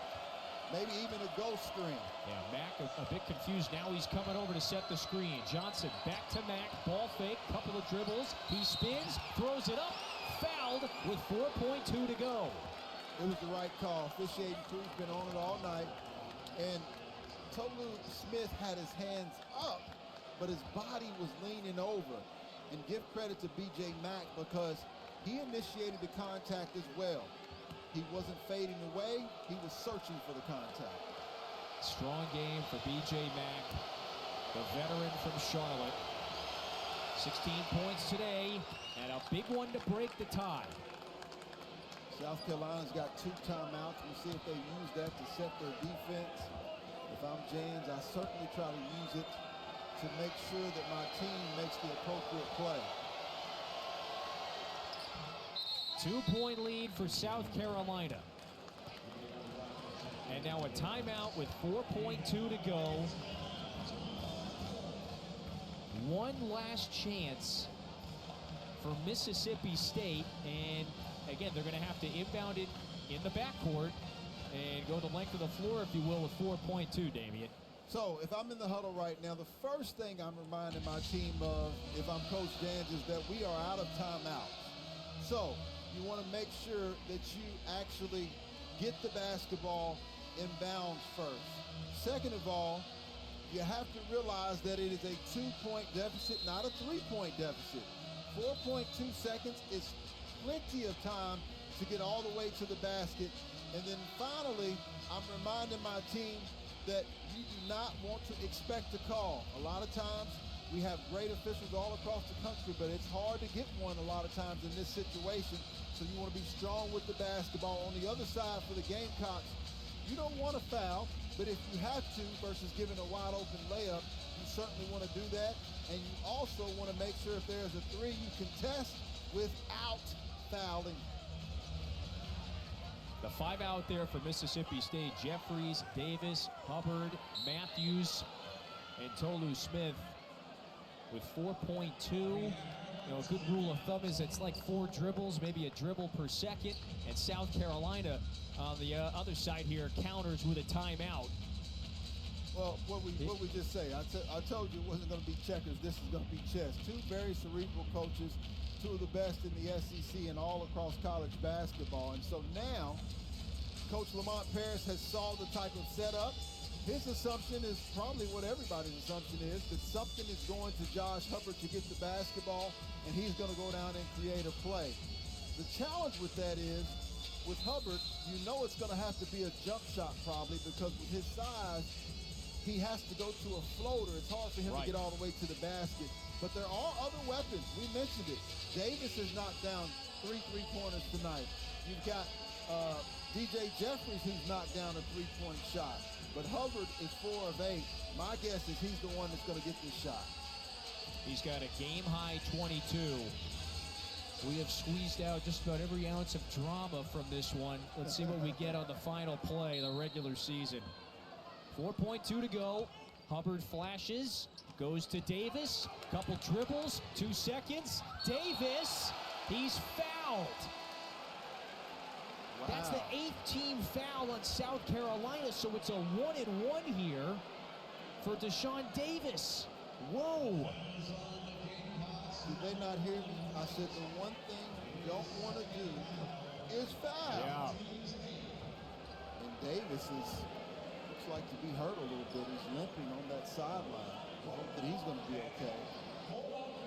Checking the time right now, the officiating crew, and regardless, ample amount of time for Davis to get his mind right to try to knock down 2 crucial free throws. It is a 1-and-1.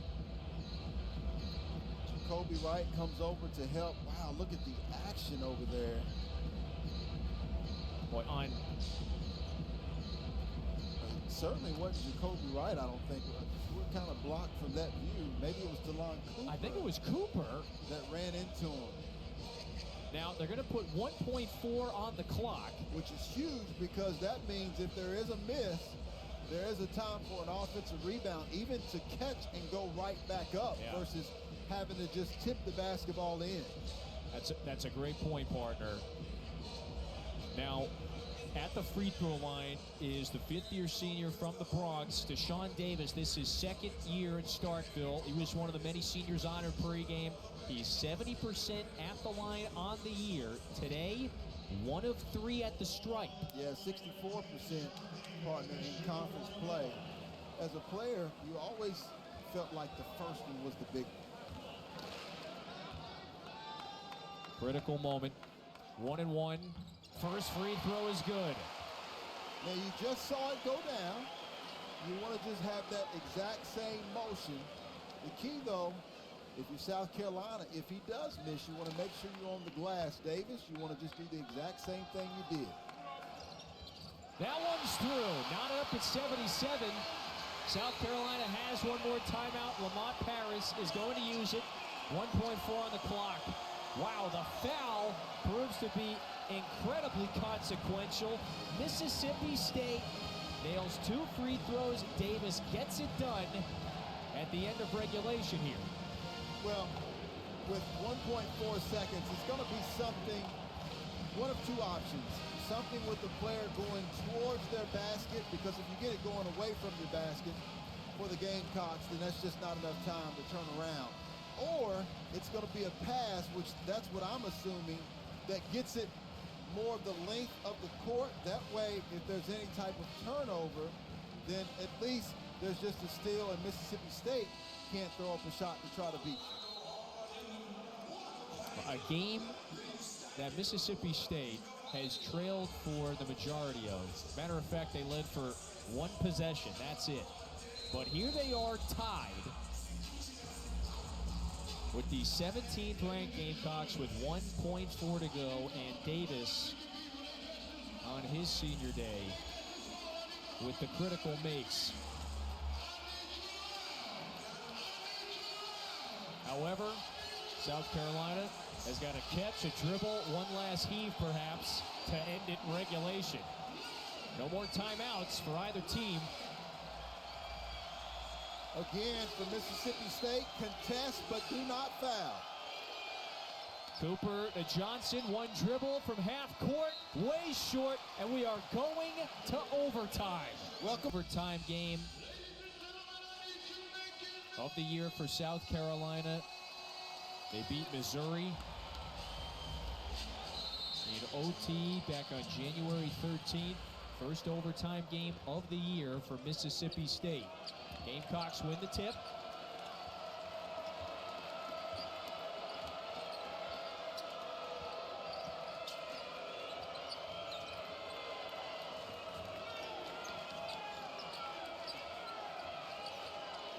Cooper off of a couple of screens.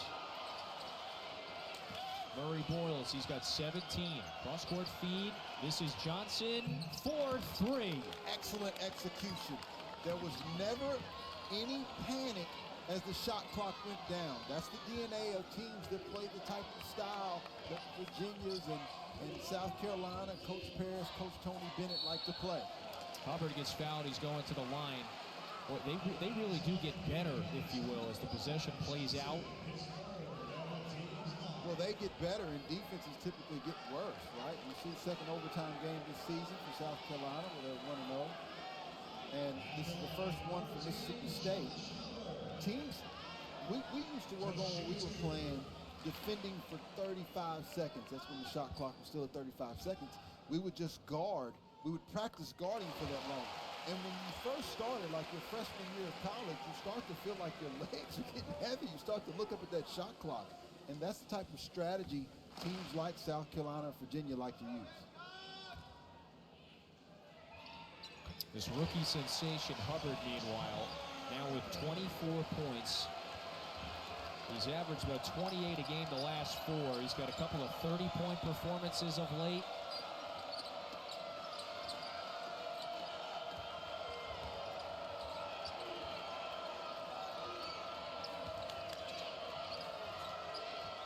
Johnson flashes. 4 to shoot. Down to Murray Boyles, knocked out, and so South Carolina inbounds with 1.7 on the shot clock. Now the key for Mississippi State is the offensive glass. They've been here before. For South Carolina, I look for something, a lob going to Colin Murray Boyles. 1.7, bounce pass, timer starts. Murray Boyles got it off just in time.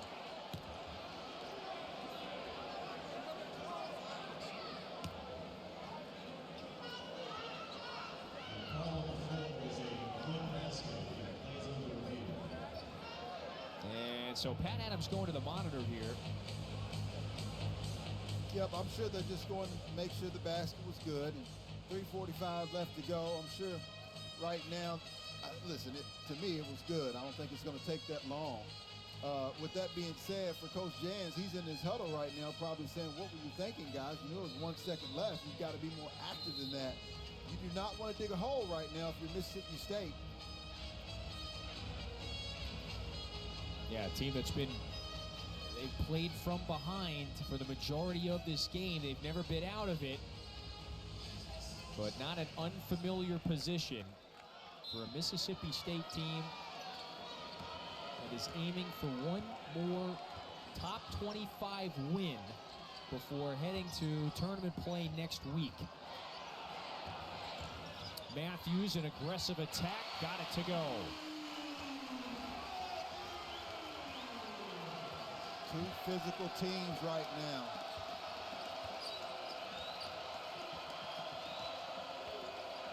Look at how many actions you have to go on with South Carolina. You already had a staggered screen. Another staggered screen for Meechie Johnson over the top. Murray Boyles finds Davis. On the weak side, he gets fouled, and Zachary Davis is going to the line with 3:07 to play. It's almost like Mississippi State's annoyed with all those actions, and you don't see that enough in college basketball. And listen, if you got elite talent, dribble drive, and you can penetrate and kick and allow players to make plays, but when you put defenses in these type of actions, they get worn down over 40 minutes of basketball. Well, and I would think, to underscore your prior point, what makes it more frustrating is playing adequate defense for 20, 25, 26, 27 seconds, and your opposition still finds a chance to score or get to the line. Yeah. Davis makes it a 3-point lead once again for South Carolina. Well, really impressive minutes again by the sophomore from Orangeburg. South Carolina continues to grow in the late stages of this season. So what is Mississippi State's answer? Hubbard pounds it with the right hand. Now a crossover, blow by, lefty layup. That's good. Quick. What does he have a bright future in the SEC? I like the change up here. Finally a shift, a 1-3-1 to try to throw South Carolina off a little bit. Disrupt their rhythm because they're scoring so well offensively by Coach Chris James. 2.5 to go in overtime. Regular season finale is quite a dramatic one. Mack left wide open, puts it in. A big three from B.J. Mack. The secret sauce to the recipe for Coach Lamont Paris. At any given time, when they have big guys that can shoot the basketball, and that's part of his recipe. He kept telling me last year, I'm accustomed to having big guys who can shoot, stretch the floor. You think about Frank Kaminsky, Sam Decker when he was at Wisconsin. That's what makes it challenging to guard the Gamecocks. Talk about an exciting extra period. These teams are 5 of 5 in overtime, plus 4 of 4 at the stripe. Neither team has missed yet. South Carolina, though, has the 2 big threes. One from Johnson, the other from Mack. Hubbard, down and out. Offensive board, Smith, and the putback. With 1:48 to go. Big boy basketball. Neither team wanting to go away quietly here today.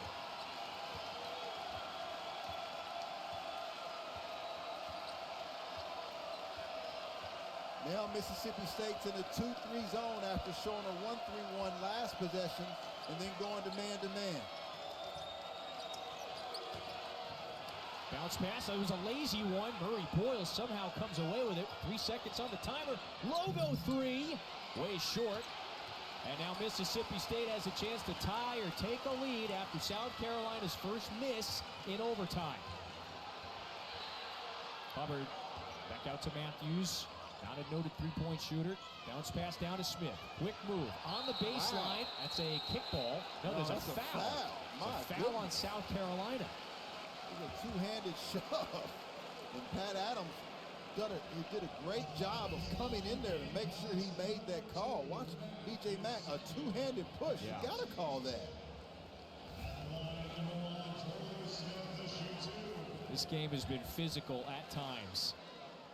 Tolu Smith, 58% at the stripe this year, but he cashes in on the first, and he's now 4 out of 5 at the line today.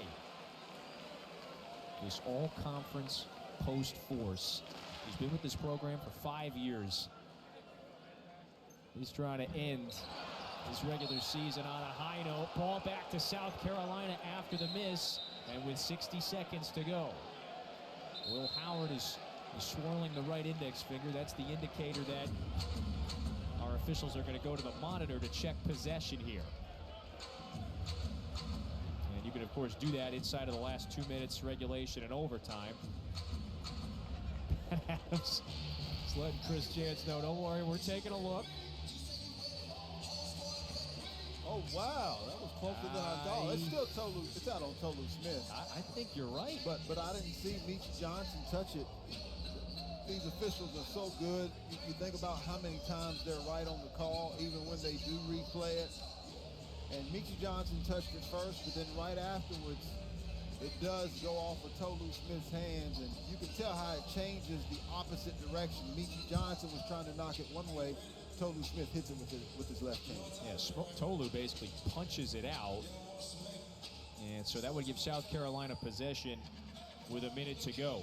It's got the 1-point lead. Watch it right there.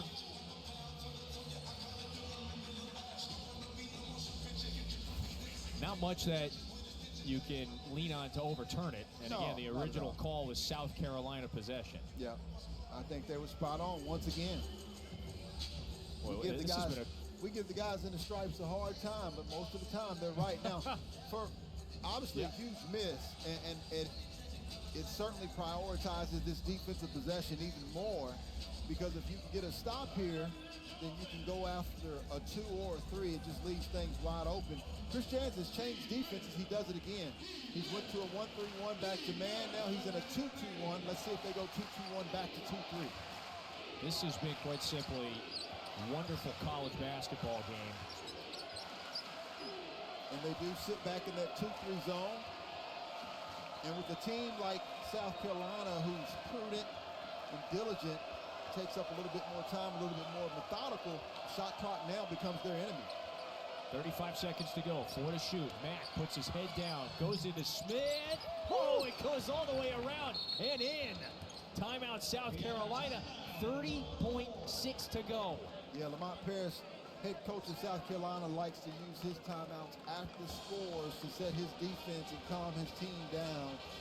Big boy basketball, though. Give credit to B.J. Mack. It's big against big, strong against strong. He absorbs the contact. I love the no call. Toby Smith's hands were straight up. But B.J. Mack, too strong, too good, with a kiss off of the window. B.J. Mack has had some big buckets. At the end of regulation and overtime, he has 23.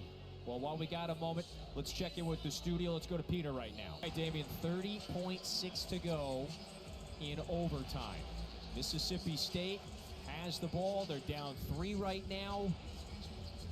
Chris Jans' team, they do have 1 timeout. They haven't used their overtime timeout just yet. And they find themselves in a similar position to the end of regulation, down a score with the ball. So for South Carolina, Lamont Paris is in the huddle with a 3-point cushion. The conversation is, obviously, you just want to get a stop, but you're up 3. If it was below, let's say, 7-8 seconds, they may potentially foul here, making sure they don't foul on the shot because they're up 3.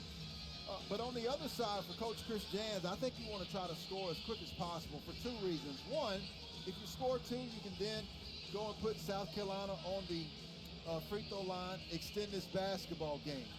Number 2, if you go for a 3, you could potentially make it, and if you miss it, you still extend the basketball game. But you certainly don't want to have this clock dwindle down too much, because then if you don't make the shot, then you begin to run out of time. The key is get you a good look to try to score as soon as possible.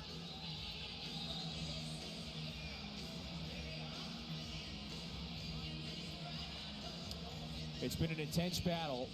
Mississippi State had a lead for 1 possession in this game. It has played from behind, it has been down, but it has never been out.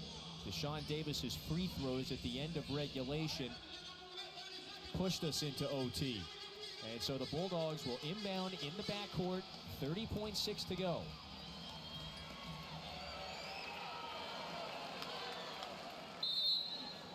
Josh Hubbard, he's got 26. The 5 out there, Davis, Matthews, Smith, Hubbard, and Jeffries. They deny Hubbard. Matthews finds him anyway. He rises, the 3, left short. Smith, offensive board. 16 seconds to go. Hubbard backs it out. Shot clock is off. Hubbard, a deep one, fouled by Davis. Again, a whistle on South Carolina sends Mississippi State to the line. So many times, especially in college basketball, you don't see it as much, even though they do a nice job of drawing it a little bit better in the NBA. But you see young players foul a 3-point shooter. In this situation, you're up 3. And so if you're Zachary Davis, there's just no way you can afford to foul. Even if he makes it, you get a chance to come back and score on the other end. You don't want to give him an opportunity to go to that free throw line to score the most proficient shot. Where he is 8 for 8 tonight. Now after these two, 10 of 10. And this freshman dynamo on the verge of tying this one up at 89. Yeah, 82% in conference play, 84% overall. This freshman continuing to make a case for freshman of the year in the Southeastern Conference. Huge one. Oh, he missed it strong. Rebound down to Mack, and a foul with 10.1 to go. This one is far from over, even despite the miss. So B.J. Mack is headed to the free throw line on the other end of the floor.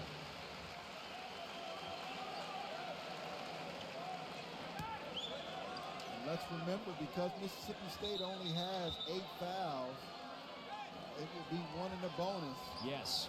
The key here for Mississippi State, I mentioned calling the timeout before. I actually don't like calling the timeout if he misses it here. Let him play. Let him play before the defense gets set up. Well, now you have on the other end of the floor, the other heavyweight today. B.J. Mack has been sensational towards the end of regulation and in OT. He's got 23. He's 5 out of 6 at the line. So the lead now 2 for South Carolina. South Carolina, who likes to call timeouts afterwards to set their defense, is out of timeouts currently. And Coach Chris Jans calls his timeout here. 2 reasons. 1, try to ice B.J. Mack a little bit, make him think about this second free throw. But 2, to be able to orchestrate the strategy offensively on a make or miss and remind his team, if there is a miss, to box out and then have a set play full court. So both teams have used their additional timeouts here in overtime. Again, B.J. Mack has got 1 more at the line. And then Mississippi State will inbound in the backcourt with 10.1 to go. The possession arrow does favor the Bulldogs should there be a tie-up in the final few seconds. Yeah. Well, the key is whether he makes the shot or not, because if he makes the shot, and if I'm Lamont Paris, and this is the chance that Coach Chris Jans took by calling the timeout, he's allowing Lamont Paris to do the same thing and get his guys organized. Yeah. If I'm Lamont Paris, B.J. Mack makes this shot, then I am fouling under 10 seconds on a non-shooting Mississippi State Bulldog, and then forcing Mississippi State to make one, miss the second, then get an offensive rebound and score again. Again, and that would be if South Carolina has the 3-point lead. First things first, 1 more freebie for the veteran B.J. Mack. 3-point lead for South Carolina with 10.1 to go. Mack subs out. Jacoby Wright comes out of the floor for South Carolina. Will those free throws be enough? Jeffries, he inbounds, finds Matthews. Right back to Jeffries with 8 seconds. Jeffries foul with 6.8 to go, and that'll send Jeffries to the line. Well played, partner. Yeah, it's just the analytics and the numbers to force a team to complete all 3 here. First of all, you got to make the first one, which is not easy. That's oftentimes where teams struggle, is simply making the first free throw. Now, for Mississippi State, they've got DJ Jeffries, who's a 60% free throw shooter on the season. Left it short. And that's why you foul. Yep. Now, for Mississippi State, with 6.8 seconds left to go, I still have Jeffries make this shot. 6.8 is a long time, and then you foul South Carolina as soon as they get the basketball in. That would send them to the other side of the floor, where they would have to make 2. Jeffries, the second one is through. Johnson fouled. So Meechie Johnson is going to the free throw line on the other end, where he has 2 with 5.8 to go. And again, pardon me, it's going to be a 1-and-1 here for Meechie Johnson. It's just the 9th team foul on Mississippi State. So there's still a lot up in the air here. Obviously, 2 free throws for Meechie Johnson would virtually end it, barring any whistles. Out of timeouts. Both teams out of timeouts. So on a miss, Mississippi State would take it the full length of the court, have plenty of time. This is South Carolina's best free throw shooter. Got the first to go. So if you're the Gamecocks, at worst, Mississippi State will only have a chance to tie it. Yeah. But Johnson's got one more. If he misses this, I would only foul in the back court. Because once he gets on the other side, if he were to miss, Mississippi State's too close to putting up a shot attempt. Big one. South Carolina with a 2-possession lead. 5.8 to go. Well, if you're Mississippi State now, you got to get a shot up very quick, and you got to hope it goes in. Smith the catch. Davis puts it up. Three-pointer short. Johnson taps it, and South Carolina knocks off Mississippi State. An overtime win, and they close out their regular season with 25 wins. It's the winningest regular season in South Carolina basketball history. Johnson finishes with 16 points. Murray Boyles at 19 and 8. B.J. Mack with 25 to lead the way for a Gamecocks team that is going into the postseason flying high. Enjoyed it, partner. For Damian Fishback and our entire great crew, I'm Kevin Fitzgerald saying so long from Starkville.